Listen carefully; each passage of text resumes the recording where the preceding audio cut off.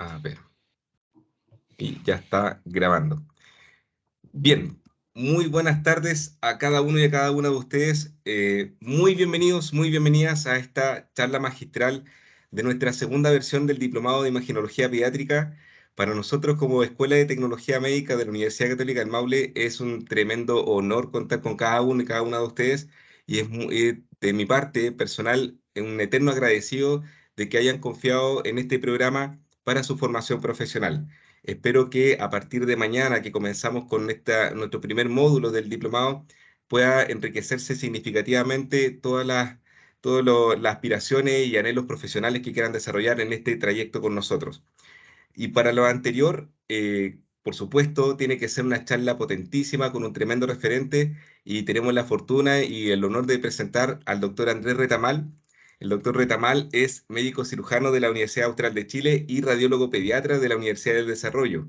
Es médico radiólogo del Hospital Base de Valdivia y de Clínica Costanera. Es director del capítulo de Radiología Infantil de la Sociedad Chilena de Radiología y revisor de muchas publicaciones de la Revista Chilena de Pediatría y a su vez es docente del Instituto de Pediatría de la Universidad Austral de Chile. Doctor Retamal, muy buenas tardes, muy bienvenido y muchas gracias por acompañarnos en esta tremenda charla inaugural de nuestra segunda versión del diplomado. Muchas gracias, Andrés, por la presentación. Primero que todo, les quiero felicitar a todos los que están empezando esta nueva versión del diplomado. En general, cuesta que uno se mete en el mundo pediátrico, encontrar gente que se interese por la parte de la pediatría, pero también muchas veces encontramos que hay varias falencias también en nosotros como profesionales de la medicina y tenemos varias dudas en cuanto a la parte pediátrica. Y es súper bueno que existan estas opciones, estas oportunidades, ¿no es cierto?, de adentrarnos un poco más en la radiología infantil, que es un mundo que incluso para los radiólogos generales, los tecnólogos, para los médicos, es bastante desconocido. Entonces, eso, primero que todo, felicitarlos, sáquenle provecho a este diplomado, hagan todas las consultas y aprovechen también de estos lazos y nuevos contactos que uno va haciendo cuando va haciendo estos cursos. Hoy día yo les quiero hablar de un tema que es el PET-CT, las consideraciones técnicas y las indicaciones en la población pediátrica. Así como existen distintos tipos de estudios de imágenes que han nacido o que se han desarrollado en la población adulta, también existen algunos exámenes que posteriormente los hemos ido adecuando a la población pediátrica y encontrando nuevas aplicaciones. Eso es un poco la idea de hoy día, contarles en qué se basa el PET-CT y cuáles serían las indicaciones o cuáles serían los alcances en nuestra población infantil. Lo primero que tengo que decirles es que este es un examen que ha tenido una importante expansión tanto a nivel mundial como en nuestro país. Y acá ya yo creo que me quedé un poco corto diciendo la última década, yo creo que son ya las últimas 2 décadas en el cual tenemos este examen más disponible, no es un examen tan ajeno, es algo que por lo menos para los que no estamos inmersos, ¿no es cierto?, en un gran centro radiológico, a lo mejor en la capital, sí ya lo hemos ido escuchando, hemos tenido la oportunidad también de que este examen se vaya ampliando en las regiones. En la actualidad, según lo que estuve averiguando, alrededor hay de 18 PET-CT en Chile, y la proyección del Ministerio de Salud junto con el área privada es de ampliarlos de aquí a unos 2 o 3 años, unos 25 en el país. Entonces, es un examen que de alguna manera y en algún tiempo o les va a tocar ver o les va a tocar interactuar con él. El principal uso del PET-CT nació en la población oncológica, sin embargo también les voy a mostrar hoy día que tenemos nuevas aplicaciones, así como ha pasado en la mayoría de los exámenes en general, en que se aplican a una patología y después vamos encontrando, ¿no es cierto?, nuevas indicaciones. Y así como les decía anteriormente, mucho de esto partió con la población adulta y después empezamos, ¿no es cierto?, a aplicar este mismo examen en niños, empezamos a saber sus particularidades, la forma de interpretarlo en los pacientes pediátricos y indicaciones que de repente no son las mismas que la población adulta. ¿Qué es el PET-CT? El PET-CT debemos considerarlo o entenderlo como un examen híbrido. ¿A qué me refiero con un examen híbrido? Es un examen en el cual en un mismo gantry o en una misma máquina podemos fusionar dos tipos de imágenes. Unas imágenes que nos entregan información morfológica del paciente y otra parte que nos entrega información metabólica del paciente. Las siglas PET-CT significa PET, tomógrafo de emisión de positrones, unido con una máquina, ¿no es cierto?, de CT o un tomógrafo computado o un escáner. Es decir, en el mismo aparato tenemos estas dos imágenes, estos dos métodos de estudio fusionados para entregarnos las imágenes. Como le decía anteriormente, entonces estamos fusionando un examen que entrega información metabólica con otro examen que entrega información morfológica. ¿No es cierto? El escáner, como nosotros lo conocemos, tenemos por un lado, ¿no es cierto?, nuestra emisión de rayos, por el otro lado, toda la parte donde recibimos la información, ¿no es cierto?, y en una mesa que se va moviendo. El tomógrafo de emisión de positrones funciona un poquito diferente. También tenemos una máquina, pero lo que está leyendo esta máquina es la emisión que produce el organismo al ser administrado un radiofármaco. Y aquí está lo principal del examen.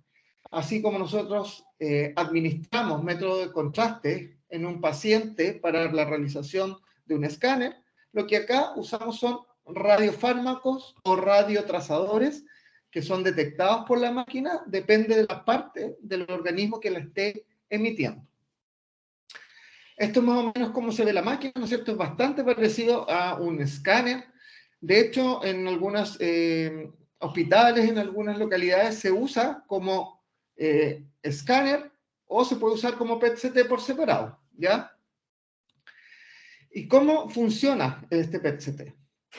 El PET-CT funciona adquiriendo imágenes, ¿no es cierto?, por la parte de la emisión, el tomógrafo de emisión de positrones, como son estas imágenes que les muestro acá. Por otra parte, adquirimos imágenes de un escáner y ambas imágenes se pueden analizar por separado, pero también se pueden fusionar. Entonces, para nosotros poder en una sola lectura poder tener, ¿no es cierto?, información morfológica e información anatómica del paciente. Ahora, yo les conté que una de las cosas principales, o lo que debemos familiarizarnos con este examen, es el uso de los radiotrazadores o radiofármacos o trazadores. ¿Qué son estos radiotrazadores? Son compuestos que administramos al paciente y que tienen uno o más átomos radioactivos en su composición y nos permiten entonces que lo podamos detectar y a su vez, además de detectarlo, podamos medirlos. ¿Cuáles son los radiotrazadores utilizados? Existen varios radiotrazadores y en la actualidad cada vez se van descubriendo o se van aplicando nuevos radiotrazadores. Sin embargo, el 80% de nuestros exámenes son hechos con este radiotrazador que es el FDG. Existen otros como la fluorocolina, el galio, el dotatate, pero lo que le quiero explicar hoy día es más el uso del FDG porque es el que está más extendido y es más común de utilizar en estos exámenes. ¿Qué es el FDG? El FDG es un análogo de la glucosa. Es igual a una molécula de glucosa, pero que tiene una molécula marcada que es el flúor.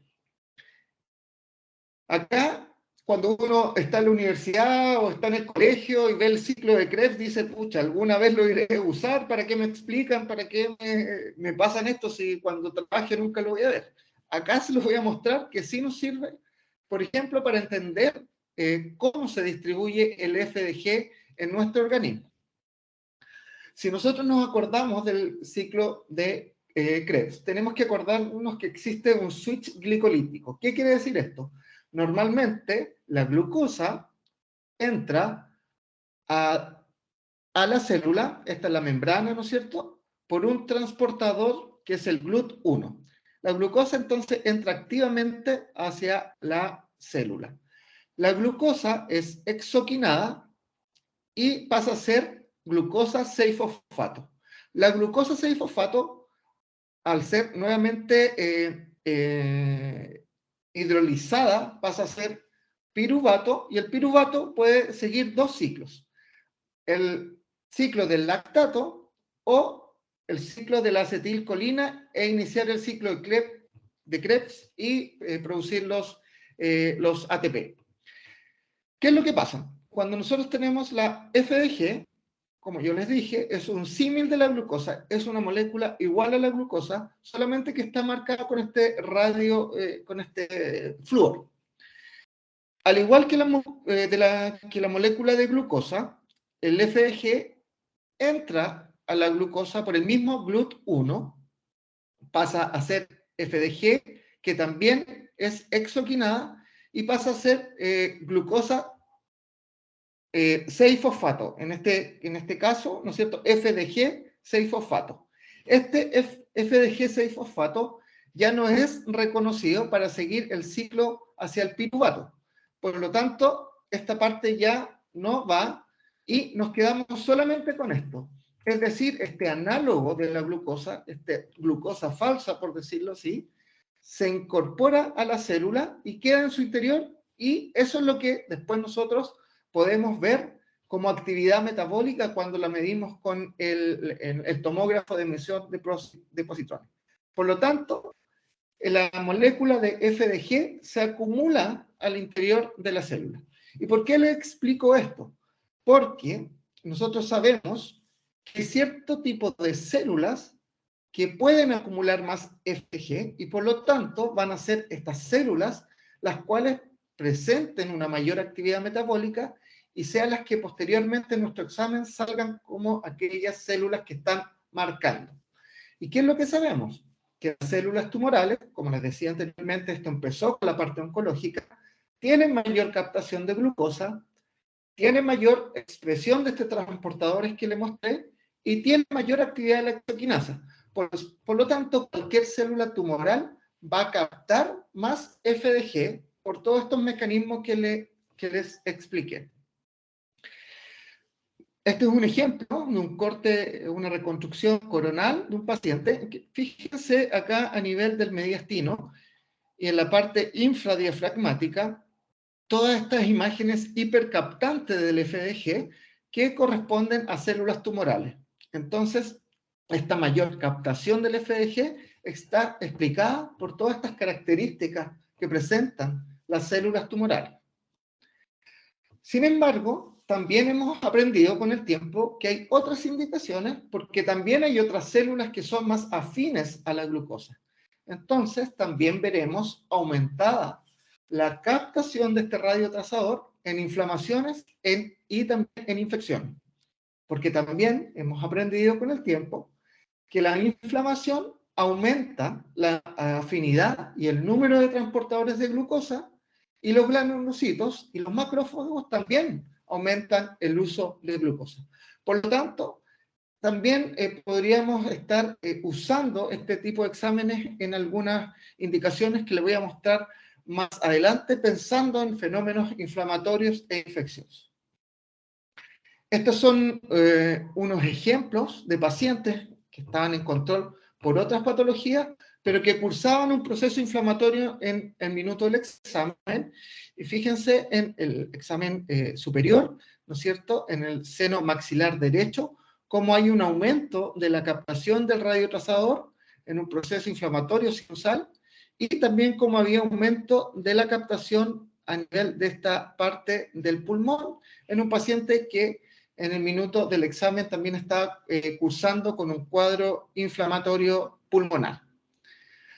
Por eso también es importante, cuando nosotros realicemos este examen, saber y consignar todos los antecedentes clínicos del paciente, especialmente también si hay algún cuadro inflamatorio infeccioso cursando en ese momento. Ahora, como yo les mostré, ¿no es cierto?, se ve esta mayor captación del radiotrazador, pero ¿lo podemos cuantificar? Sí lo podemos cuantificar. Y existe el SV, que es el índice semicuantitativo de captación del trazador, y este tiene un valor. ¿Existe un valor normal para este para este índice de SV? En general, en todo lo que, en los papers que estudien, va a decir que no existe un valor normal. Sin embargo, nosotros sabemos y aceptamos que un valor superior a 2,5, lo más probable es que sea de origen neoplásico. Bajo este valor, muy poco probable el origen neoplásico de esa captación y mucho más probable, por ejemplo, un proceso inflamatorio o infeccioso. Este es otro ejemplo, un paciente pediátrico que había debutado con grandes masas en la región cervical derecha. Fíjense aquí una, la segunda, un conglomerado ahí adenopático. Fíjense las imágenes fusionadas, como hay una intensa captación del radiotrazador y que finalmente nosotros podemos, ¿no es cierto?, con la máquina medir, y esta daba un SV de 20.2, o sea, altamente sospechosa de actividad neoplásica. ¿Para qué nos sirve esto? No solamente para decir que esta célula o este conglomerado o esta masa tiene una captación importante y por lo tanto lo más probable es que sea neoplásica, sino también nos sirve en el seguimiento.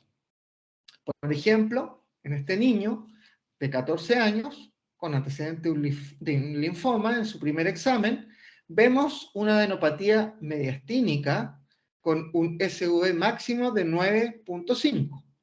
Fíjense, después del control, cómo no solamente nosotros podemos decir que la adenopatía ha disminuido de tamaño, sino también podemos decir que ha bajado en forma importante su actividad metabólica, ahora en un 4.03. Entonces, podemos ya dar más información al clínico, podemos decir, este es un paciente que ha respondido bien, no solamente porque ha disminuido el tamaño de sus metástasis, sino porque ha también disminuido su actividad metabólica. También con esto, algunas veces podemos ayudar al clínico a decir que este es un tumor radiosensible o quimiosensible cuando baja el índice de captación. ¿Cómo se realiza este estudio? Lo principal siempre en cualquier examen y sobre todo en la parte pediátrica es la explicación del procedimiento y en eso ustedes tienen mucho que ver. Muchas veces en estos tipos de exámenes el tecnólogo o en algunas clínicas o en algunos hospitales la enfermera tiene la primera aproximación con el paciente. Sobre todo cuando vamos a hablar o vamos a dedicarnos a la parte pediátrica, ya estamos hablando de un binomio, ¿no es cierto?, el paciente y los papás. Se hace siempre una entrevista previa y se le explica al paciente y a los padres que el examen puede durar alrededor de 2 a 4 horas por toda la preparación que esto requiere. Muy importante, como en todos nuestros exámenes, si queremos darle calidad a nuestros exámenes y sobre todo en la parte pediátrica, escribir la historia clínica, saber los antecedentes, saber si hay exámenes previos, si hay antecedentes de cirugía, de quimioterapia, de radioterapia o de cuadros infecciosos como les mostré anteriormente. ¿Cómo preparamos al paciente? El día previo, restringir los carbohidratos. Nuevamente, recordemos, la FDG como un símil de la glucosa, por lo tanto no podemos sobrecargar de carbohidratos que posteriormente van a producir glucosa y van a competir con nuestra FDG. Así que hay que restringirlos el día previo. Evitar la actividad física intensa. ¿Por qué? Cuando nosotros tenemos actividad física intensa, podemos dejar a nuestro sistema muscular mucho rato más captando glucosa y esto se va a ver también reflejado en el examen. No ha pasado en pacientes, por ejemplo, adolescentes que han ido a jugar un partido de fútbol unas horas antes, van a hacerse el examen y podemos ver captación intensa en todos los músculos de las piernas y los antebrazos. También nos ha pasado, por ejemplo, en pacientes que están esperando mientras realizan el examen y están jugando con su celular y podemos ver una intensa captación en todas las musculaturas del antebrazo. En pacientes pequeños, por ejemplo, que están llorando, moviéndose mucho y no están en un ambiente calmo también previo al examen, También podemos ver mayor captación, hemos visto en los músculos de la boca, al estar chupando mucho chupete, o en la musculatura interdiafragmática si han llorado mucho. Entonces, todas esas consideraciones debemos tener. Una ayuna, también recordando el metabolismo de la glucosa, entre 4 a 6 horas. Si el paciente está en nutrición parenteral, suspender las 6 horas previas al examen. Una glicemia, pedimos menor a 150. Orinar antes de la aplicación del radiofármaco, ojalá, para evitar la incomodidad y evitar que el paciente se traslade, ¿no es cierto?, al baño. Y retiro de joyas, aros, etc. Se pone una vía venosa, se administra primero el radiofármaco y el paciente va a una sala de espera, aislado, en un ambiente tranquilo, cálido, y ahí nuevamente le repito, sin hablar, sin estar moviendo los brazos y todo, porque en ese minuto es cuando nuestro radiofármaco se está distribuyendo, ¿no es cierto?, por el organismo. Posteriormente, en la misma vía y al momento de la realización del examen, podemos administrar contraste endovenoso o en algunos casos puede ser el TAC sin contraste endovenoso. Ahí depende un poco de las indicaciones y corren las mismas indicaciones que para un TAC normal. Premedicación, si fuese necesario, etc. Esto es más o menos como se ve la sala de inyección, ¿no es cierto? Es una sala en que vamos a manipular productos que emiten radiación, por lo tanto, el personal capacitado y ojalá el menos posible. Posteriormente, de esta zona de inyección, hay una sala de reposo, ¿no es cierto?, que generalmente es un sillón o un lugar en que se pueda poner una cuna.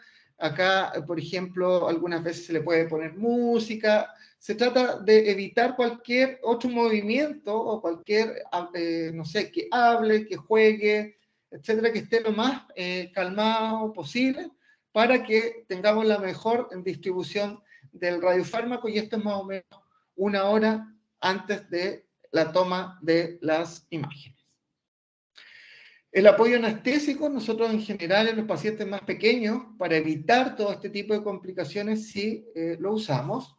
En pacientes que no pueden tolerar, ¿no es cierto?, el examen, en que tengan retardo o deterioro mental que no nos permita, ¿no es cierto?, poder explicar o poder orientar al paciente para que esté más calmado, o pacientes claustrofóbicos. Entonces, igual, este examen puede ser con uso de anestesia y en general en los niños más pequeños sí lo usamos. ¿Cómo se obtienen las imágenes? En general, las imágenes van en forma estándar de la base del cráneo a la raíz del muslo. Eso es la gran mayoría de las veces. Sin embargo, en aquellos tumores que nosotros sabemos que metastizan a cualquier parte del cuerpo o incluso puedan presentar metástasis óseas, ahí extendemos el examen y lo hacemos desde el vértex hasta los pies. ¿Y en qué tipo de exámenes en la parte pediátrica? Los neuroblastomas, los sarcomas, los melanomas o aquel linfoma en que sospechemos afectación ósea. Posterior al procedimiento, se mide la radiación emitida por el paciente, puede comer y beber de inmediato y se le sugiere un aislamiento relativo por 4 horas. Ahora, en general, cuando hay alguna mayor interacción de este paciente o vive en una misma casa con una persona embarazada, es mejor, por lo menos se le pide que un día de aislamiento. Beber abundante líquido, ya que el radiotrazador también tiene eliminación renal. Y vamos a ver ahora un poco cómo se ve esta distribución del radiotrazador. Como les expliqué anteriormente, el radiotrazador no solamente se va a acumular en aquellos tejidos tumorales o infecciosos o inflamatorios, sino que va a tener también una distribución normal en aquellos tejidos de nuestro organismo que tengan un alto consumo de glucosa.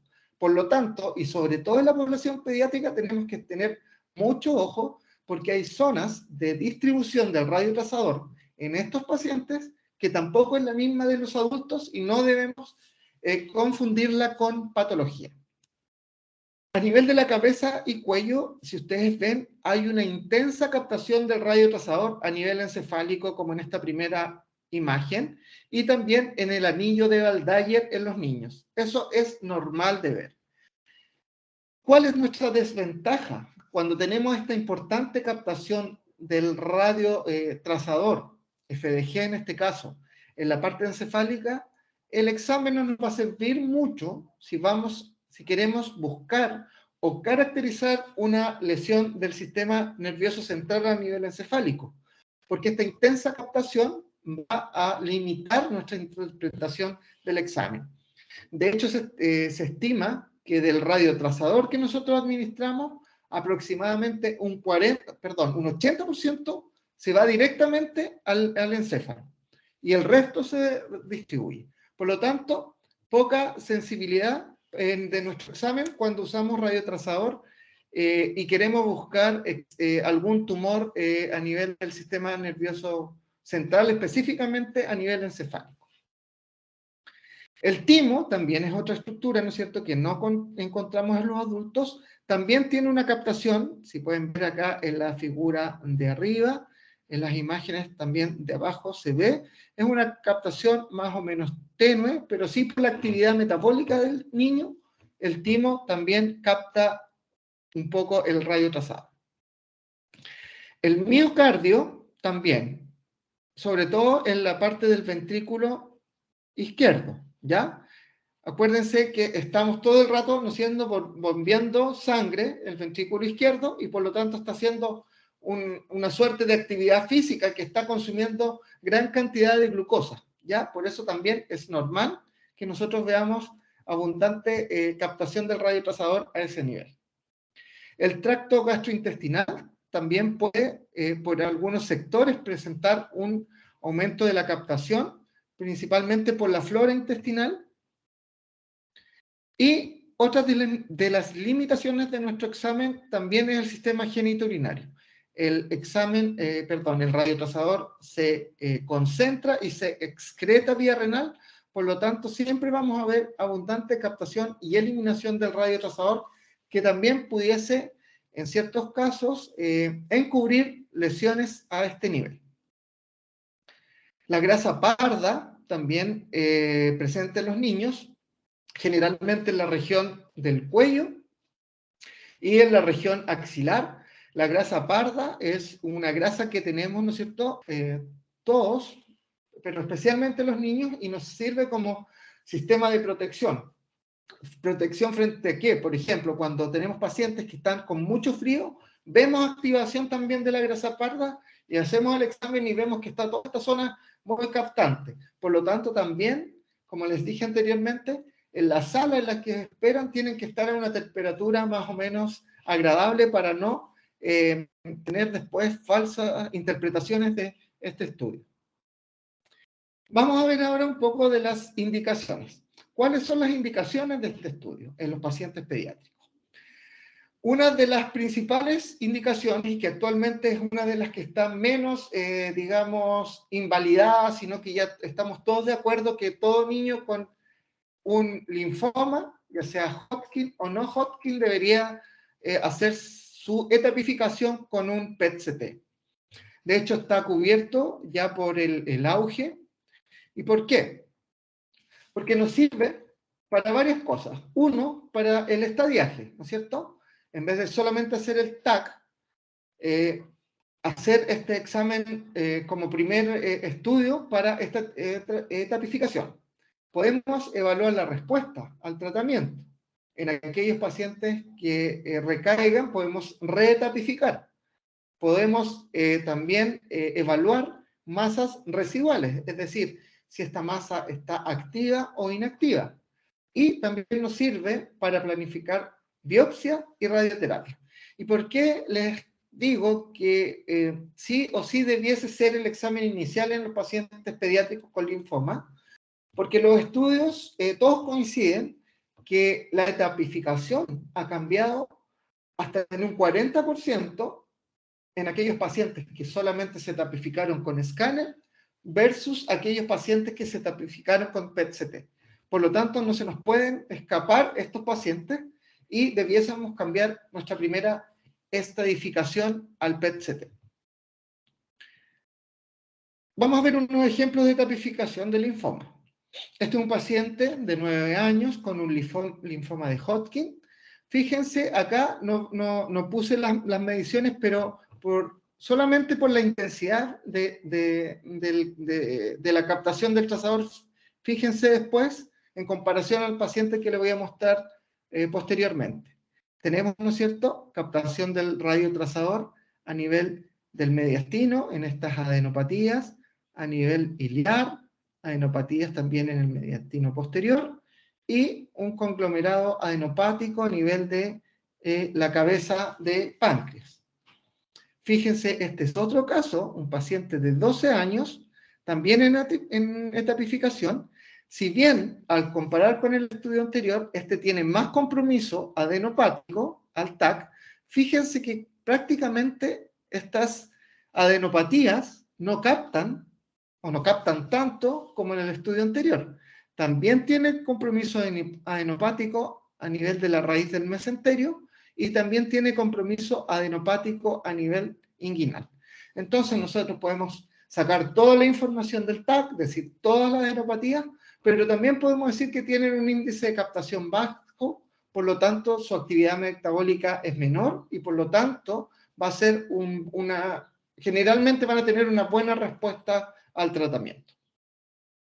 Otro caso de etapificación, fíjense en esto que nos ha ayudado bastante. Este es el cuello, ¿no es cierto? Los dos primeros cortes son cortes axiales a nivel del cuello, en que podemos ver conglomerados de masa por todas partes. Si solamente vemos el TAC, podemos decir, ¿no es cierto?, importantes grupos adenopáticos de tal por tanto, a región cervical derecha, región cervical izquierda, podemos ver la extensión al mediastino, ¿no es cierto?, a la parte iliar, pero fíjense cómo cambia en este mismo niño cuando ya podemos también medir la actividad metabólica, en el que podemos decirle al clínico cuáles son aquellas adenopatías que captan más. Podemos, si se nos pasó alguna pequeña, decir también hay una adenopatía en este sector. Fíjense que acá es mucho más elocuente el compromiso adenopático que en las imágenes solamente del escáner. Fíjense cómo se extiende, ¿no es cierto?, y podemos también etapificar mejor, diciendo cuáles grupos están comprometidos, etcétera. Por lo tanto, es un examen que nos ayuda bastante en el caso de los niños en el linfoma. Fíjense acá, vamos a ver unos ejemplos de la evaluación de la respuesta también, que también en el linfoma. Un niño de 9 años, ¿no es cierto?, en el primer examen, nuevamente, compromiso adenopático, con captación, ¿no es cierto?, del radiotrazador FDG en todos los sectores marcados. Y fíjense, al año de control del niño, queríamos evaluar la respuesta y prácticamente no se ve compromiso en ninguno de los sectores que anteriormente veíamos esas adenopatías y veíamos la captación. Otra de las indicaciones en pacientes pediátricos es en el caso de los osteosarcomas o los sarcomas de partes blandas. ¿Para qué serviría? Para los osteosarcomas, los sarcomas de Ewing, el sarcoma de tejidos blandos y el rhabdomiosarcoma. ¿Para qué nos sirven estos casos? Para etapificar, para evaluar respuesta a tratamiento, sobre todo aquellos que fueron a quimio, y también para la reetapificación. También nos sirve para detección de metástasis óseas y pulmonares que pueden pasar algunas veces desapercibidas en un TAC normal. Ahora, el concepto que este es un examen complementario, ya que siempre en la lesión primaria, en general en los sarcomas, vamos a usar la resonancia, ¿ya? También se ha establecido durante el último tiempo, hay muchos papers que avalan ya esto, que la medición del SV de la lesión pre y post tratamiento va a predecir aquellos quimiosensibles. Por ejemplo, tenemos un SV de 20 pre-tratamiento, post tratamiento bajó a 10, sabemos y el clínico sabe con esa información que ese paciente va a responder bien a la quimioterapia. Aquí unos ejemplos. Este es un paciente pediátrico que tenía un antecedente de un rhabdomiosarcoma alveolar en la región perineal. Había sido operado, había sido tratado con quimioterapia y radioterapia. Entonces lo que se estaba pidiendo era un examen de reetapificación.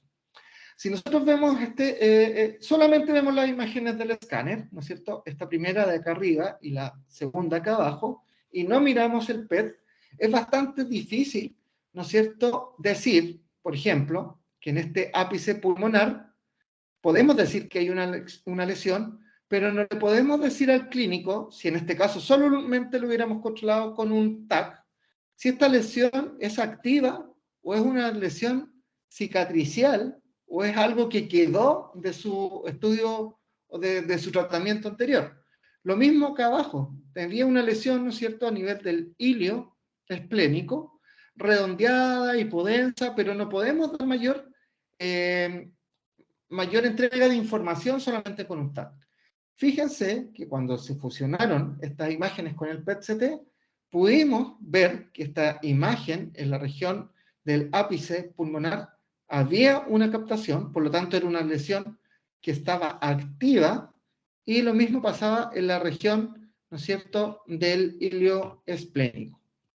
El mismo paciente, fíjense nuevamente, si solamente vemos el TAC a nivel de la región perineal, donde el paciente ya había sido operado, había sido tratado con radioterapia, cuando interpretamos solamente el escáner, nosotros podemos decir, chuta, estos serán solo cambios cicatriciales de la cirugía y la radioterapia, o habrá algún tipo de lesión activa en este sector. Y fíjense cómo aporta el PET-CT para decirle a los médicos tratantes que esto no era solamente tejido cicatricial, sino que había una captación del radiotrazado.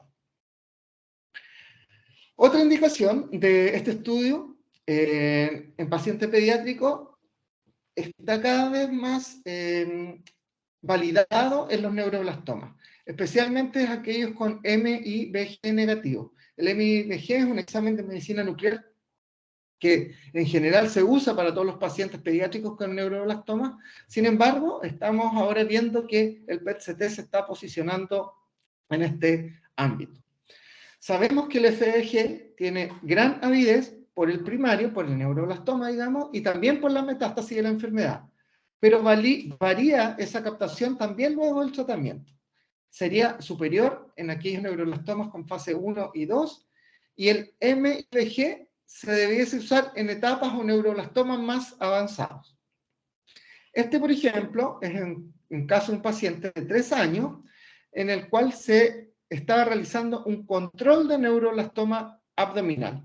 También había recibido quimioterapia, había sido operado de la lesión y una recidiva tratada con radioterapia. Entonces, un paciente con varios antecedentes que ya el escáner va a aportar algún tipo de información, pero no nos va a aportar información de la parte metabólica. Fíjense que acá nosotros veíamos, ¿no es cierto?, a nivel periaórtico y del mediastino posterior esta lesión, y veíamos acá en la región también de la raíz del mesenterio todas estas presencias de adenopatías. ¿Qué pasaba ahí? Era tejido residual de todo lo que había pasado anteriormente, era progresión de la enfermedad. Entonces se hizo el PET-CT. Fíjense que la lesión que estaba a nivel del mediastino, que se veía bastante fea, no captaba nada. Con esto nosotros podemos decir que esa lesión es una lesión cicatricial y no hay actividad metabólica en ella. Pero ¿qué pasaba en toda la parte de la raíz del mesenterio? Fíjense esa intensa captación del radiotrazador que nos habla entonces de una nueva recidiva con una importante actividad metabólica a este nivel. Con esto podemos ayudar al paciente, ¿no es cierto?, y a los médicos tratantes a poder dirigir la terapia para esta nueva recaída del paciente. Existen cada vez, estas son las que les mostré, son yo creo que las principales en la población pediátrica, pero cada vez se van agregando nuevas. Se ha usado PET-CT para estudio de tumor de células germinales. Se ha usado PET-CT en caso de hepatoblastoma y algunos tumores de Wilms. Metástasis de primario desconocido, síndromes proliferativos post-trasplante y síndrome febril sin foco. ¿Cómo debemos pensar nosotros este examen? Que a medida que aparezcan nuevos radiotrazadores, a diferencia del FDG, que tengan, por ejemplo, una afinidad específica por algún otro tumor, vamos a ir pudiendo adecuar esta técnica a nuevas indicaciones con estos nuevos radiotrazadores. Por ejemplo, como les conté al principio, la afinidad del FDG por las células inflamatorias también y las células infecciosas, por lo tanto, en aquellos pacientes pediátricos, por ejemplo, en un síndrome febril sin foco, antes de hacer todos los estudios que hacemos para ir buscando un foco, a lo mejor pudiésemos considerar incluso el PET-CT para ver si hay algún foco infeccioso que se nos haya pasado ahí desapercibido. Por lo tanto, pensar que este examen es un examen que va solamente en su vida y que cada vez iremos conociendo y se irán desarrollando nuevos radiotrazadores diferentes del FDG que tengan afinidad específica por alguno de los tumores que les muestro acá. Existen también algunos pitfalls que les voy a mostrar y que tenemos que tener claros también en nuestros pacientes. Por lo tanto, nuevamente recalco la fundamental ayuda de los tecnólogos y sobre todo los que se dediquen a la parte de pediatría en cuanto a los antecedentes. Muchas veces ustedes son los que ven al paciente, el radiólogo está en su estación de trabajo, recibe la información a través de ustedes, así que ustedes tienen que ser los ojos de que ven el examen y que aparte ven el paciente. Por ejemplo, esta era una mujer de 14 años con un linfoma no Hodgkin que ya había sido tratado. Se le pidió un PET-CT de control de tratamiento y estas eran las imágenes, ¿no es cierto? Que había un montón de captación aquí a nivel de las cadenas cervicales. Fíjense cómo captaba en todas estas zonas la parte cervical anterior y la parte cervical posterior. Lo bueno, y a diferencia de que estas imágenes fueran solo de medicina nuclear, las podemos fusionar, ¿no es cierto?, con la parte del escáner. Y si vemos y correlacionamos anatómicamente estas zonas con las del escáner, sobre todo en esta parte posterior, fíjense que lo que hay aquí es densidad grasa. Tenemos el músculo, tenemos la grasa, tenemos músculo, tenemos la grasa, y la mayor cantidad de la captación estaba a nivel de la grasa. Por lo tanto, este era un falso positivo, que si uno no sabe qué es lo que hay ahí, puede decir, chuta, esta es una recaída, una recidiva, pero no, sino que lo que estaba captando ahí era la grasa parda. Otro niño de 13 años que estaba en estudio por una etapificación de un linfoma no Hodgkin. Fíjense que aparte, ¿no es cierto?, de estas adenopatías que se ven a nivel cervical, habían varias lesiones captantes en la parte del torso y en la parte pectoral, ¿ya? Que si uno interpreta el examen sin antecedentes y sin ver al paciente, pudiese decir que es un tipo de linfoma no Hodgkin agresivo que tiene metástasis a la piel. Pero fíjense que acá el tecnólogo fue de mucha ayuda y puso ahí paciente adolescente con importante acné en torso y zona pectoral. Y todas esas lesiones que veíamos eran solamente captación, ¿no es cierto?, de nuestra piel que estaba aquí inflamada y con la cual había una mayor captación, ¿no es cierto?, del radiotrazador. Por lo mismo que les he repetido anteriormente, porque el radiotrazador también es afín con todas aquellas células inflamatorias, en este caso, por el acné del paciente. ¿Cuál es el futuro de nuestro PET-CT? Sobre todo en la población pediátrica va por dos partes. Una se los conté con el uso de nuevos radiotrazadores, pero la segunda, y muy importante, es las dosis de radiación. Yo sé que durante este diplomado van a hablar de dosis de radiación. Nosotros en la población pediátrica somos bastante exagerados en hacer que el paciente ojalá se irradie lo menos posible, usar métodos diagnósticos diferentes, pero acá estamos entregando radiación por la parte del escáner, ¿no es cierto? Y otra parte por la parte del PET. Entonces, ya hay desarrollo en otros sectores de el PET resonancia, es decir, fusionar las imágenes, pero con imágenes de resonancia para así bajar bastante las dosis de radiación. Y estos son ejemplos de la literatura en que, como yo les mostré, ¿no es cierto?, al principio les decía que había una intensa captación del radio trazador a nivel encefálico y que podía encubrir ciertas lesiones. Fíjense aquí, es un PET funcionado con una resonancia y que además se está usando un radiotrazador que no tiene una importante captación a nivel del encéfalo. Son dos pacientes, el paciente de arriba, el paciente de abajo. El paciente de arriba, ¿no es cierto?, tiene una lesión a nivel cerebral izquierdo, y fíjense con la PET en resonancia que esta imagen prácticamente no tiene captación de ese radiotrazador, ¿ya? Entonces, podremos decir con este examen que es una lesión metabólicamente inactiva o cicatricial. Fíjense en el paciente de abajo también una resonancia, y una resonancia funcionada con PET, en el que este radiotrazador específico usado para la resonancia y para el PET, ¿no es cierto?, tienen una importante captación del radiotrazador. Por lo tanto, el futuro, nuevos radiotrazadores y la fusión ya del PET resonancia. En resumen, lo que tenemos ahora nosotros es el PET-CT, tememos usarlo en los pacientes pediátricos con indicaciones, ¿sí?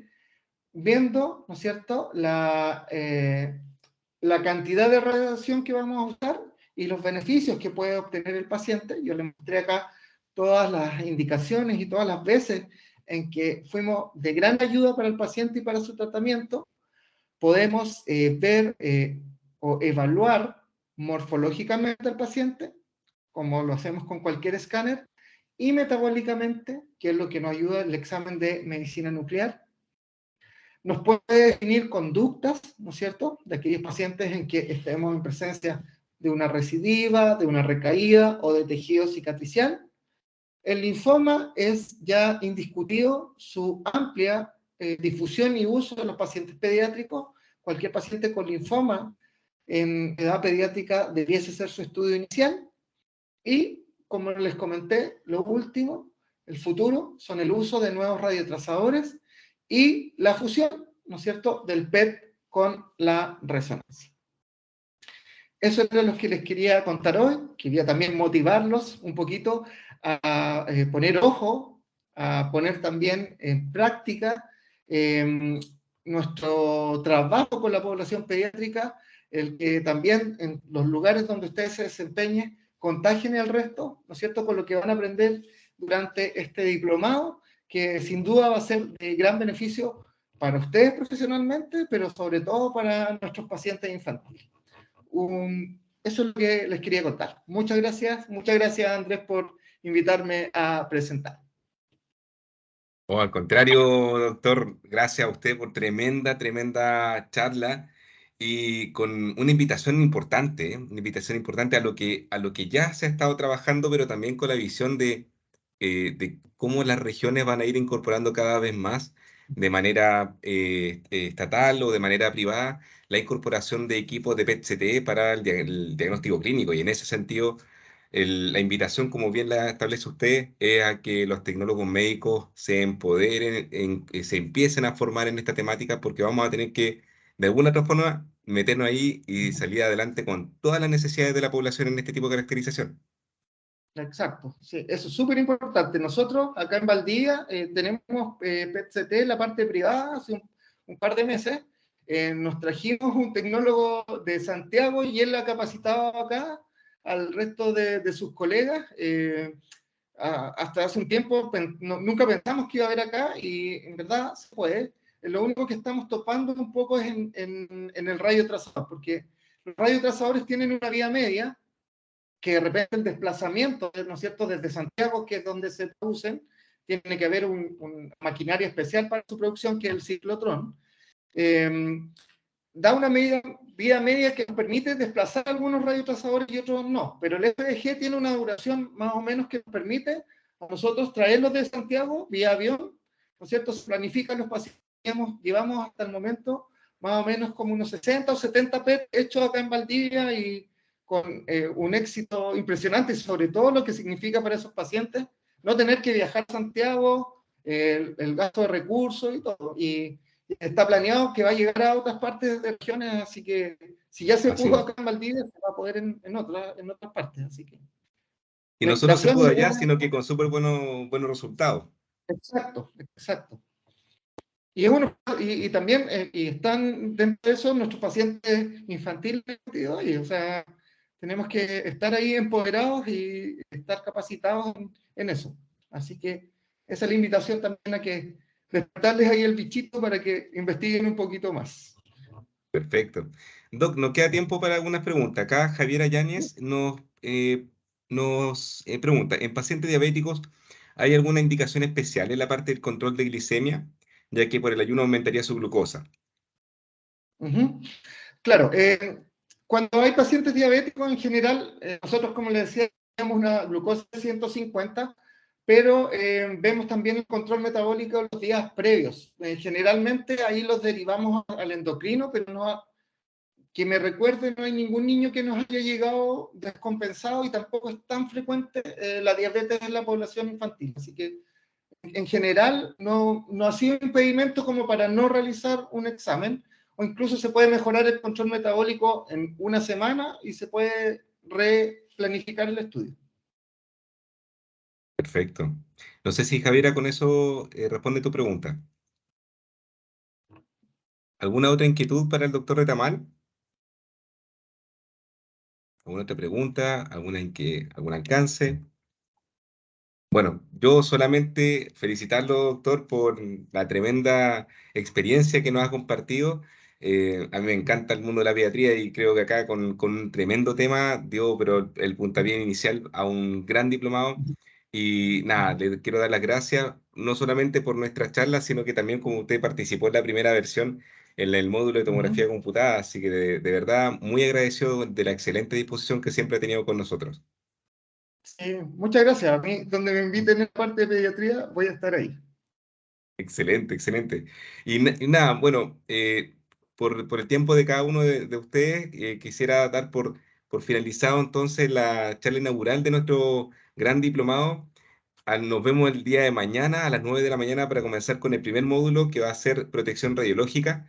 La sesión uno que va a estar a cargo de la doctora Daniela Fabri, así que va a ser una jornada bastante interesante y que va a tocar varias cosas de las que el doctor Retamal planteó. Así que muchas gracias, doctor, nuevamente. Muchas gracias a cada uno de los asistentes y nada, partimos la segunda versión de este diplomado con todo.